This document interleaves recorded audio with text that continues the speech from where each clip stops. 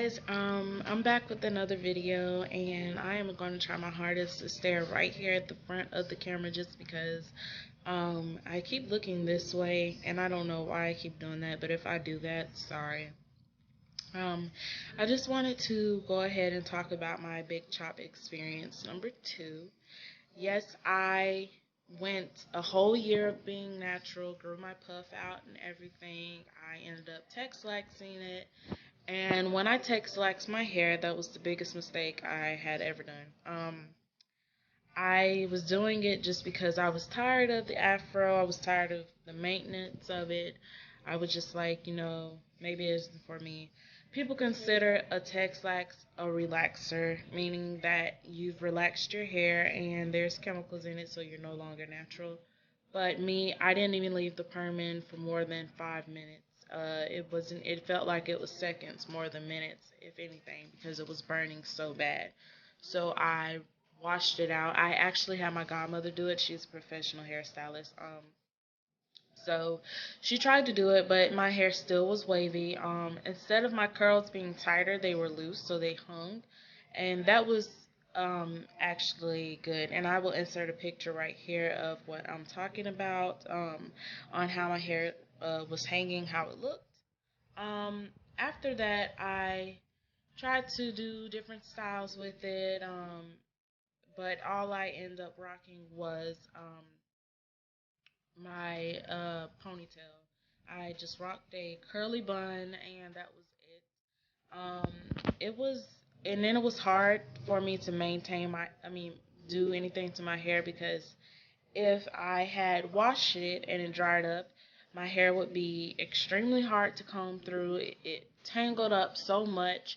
It was just too much. I wasn't trying to pay 60 freaking dollars every time or $95 to get braids or any kind of protective style. It just wasn't going to work for me. So on August 9th, I decided that I was just going to chop my hair off.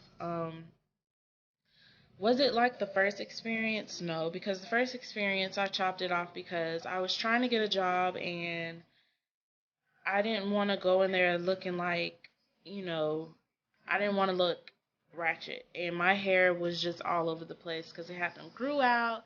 It was puffy. It just wasn't working for me.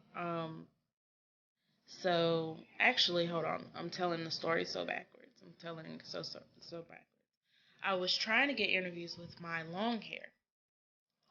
And my hair was so chopped up and damaged from heat, from chemicals, from dyeing it. It was just so bad. It was breaking off in certain places where you could tell my hair was damaged. So I went ahead and started chopping it off. At first, I experimented with my forehead. I cut a little piece off to see my curl pattern, and when I seen it, I was just like, whoa. So I cut my hair off, and at first, it was pretty emotional because I was always that girl growing up where I cared more about my hair.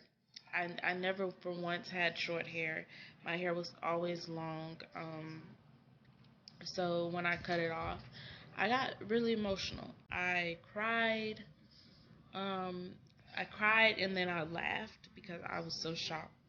So the second time around, I actually felt good about it. I was glad that I was starting over because if you text lax, it may be good because your curls hang and it's what you want and you don't like your afro. But I say it's worth keeping the afro because when you text lax, your hair becomes really hard to manage. It tangles up so bad, it's just ridiculous. So that's why I went ahead and I cut my hair off again. This time around, it's not as short as it was because when I first big chop, which I'll insert another picture right here. When I first big chopped, my hair was down to the scalp. Now I have 3 months worth of new growth up here because I didn't get any more Texlaxes. I decided to just go ahead and wait. I was actually going to transition, but I got impatient, so I just went ahead and cut it off, as you can see. I can't do a length check right now because my hair is too short to pull, But I mean, I can do the top part because I do have a few long curls up there, and that's how long it is up at the top. My curls, on the other hand, this time around are a lot more defined, except for my sides. They curl, but you can barely tell. It just looks like an afro, and that's how it was when I first big chopped. My hair wasn't completely defined in every space. I mean, in every part of my head. It was just, you know, certain parts where you can see it more. But as my hair grew out, you could tell where the curls were coming from. And then another thing. Sorry, my puppy is just staring at me sitting on his booty.